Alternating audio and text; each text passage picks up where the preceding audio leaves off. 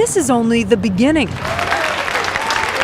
Indiana and Tennessee among the first states today where healthcare workers got the brand new H1N1 or swine flu vaccine in the form of a nose-tickling nasal mist. This is a great day in the fight against flu. It's a chance to turn the tide on this epidemic. Shots are on the way, too. 42 states have asked for some of the 250 million doses the government ordered. It's clear what public health experts want to happen, a sweeping vaccination effort.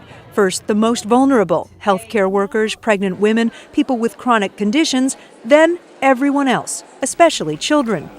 In an ideal world, would you give the shot to every child you see here above 6 months age?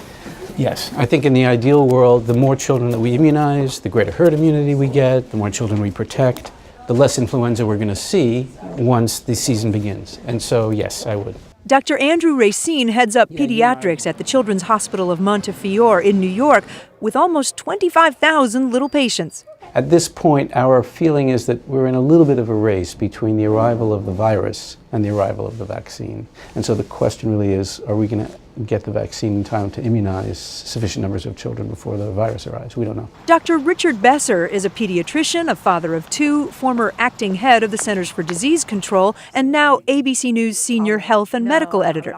The overwhelming feeling of the medical community is that, thank goodness, the vaccine is now here. Lollipop. But there are outliers, doctors telling parents to hold off. And here's the thing, ask any parent, they trust their pediatricians. So your patients were happy to hear you voicing, well, wait a minute, maybe we don't all need to get this vaccine. Correct. And you're still nursing and stuff? Yeah. Dr. Michelle Cohen sent an email to the parents of his 15,000 patients in New York saying he was on the fence about the swine flu vaccine and there was no reason for an orange alert. The flu is mild. The flu vaccine is a less than perfect vaccine. And finally, this is a new vaccine which is probably going to be safe, but.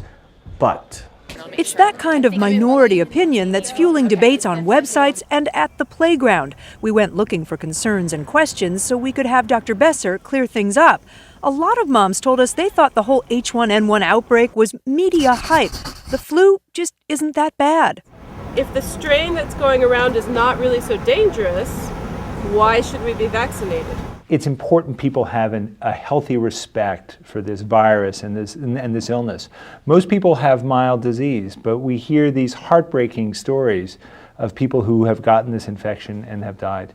But are there side effects of the vaccine? It makes me a little nervous that it hasn't been around that long, but I think the chances of getting vaccinated and the side effects from that outweigh getting the actual swine flu. This vaccine went through the same safety testing, the same process that's used every year. Same length of testing? The same length of testing.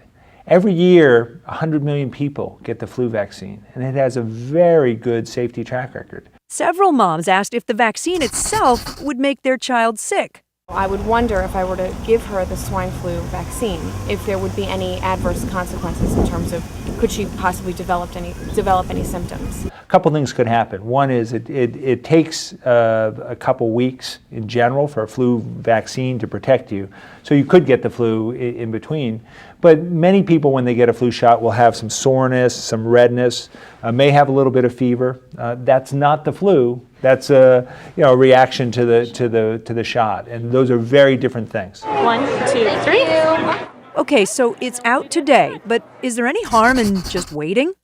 We're going to wait a little while, maybe a month or two, see how it plays out with everyone, and maybe they'll have some more research, who knows. I think that people need to have their questions answered. The question in terms of when am I most at risk for swine flu, the answer is now. Inhale. It's unclear if people who've already had swine flu are already immune to it.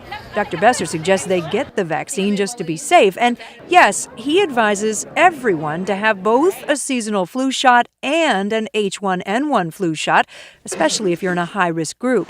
Which leads to one final point. If everyone took the stance that you're taking, if every doctor in America started saying, well, maybe we don't need you to get this vaccine, then couldn't there be an even larger epidemic? Possibly. I mean, if everyone, but this is not going to happen. I was talking to a woman at my son's soccer game the other day, and she said, well, I don't vaccinate my children. And what's clear to me is that in this country, we're fortunate that we don't see the diseases that are frequently protected by vaccine.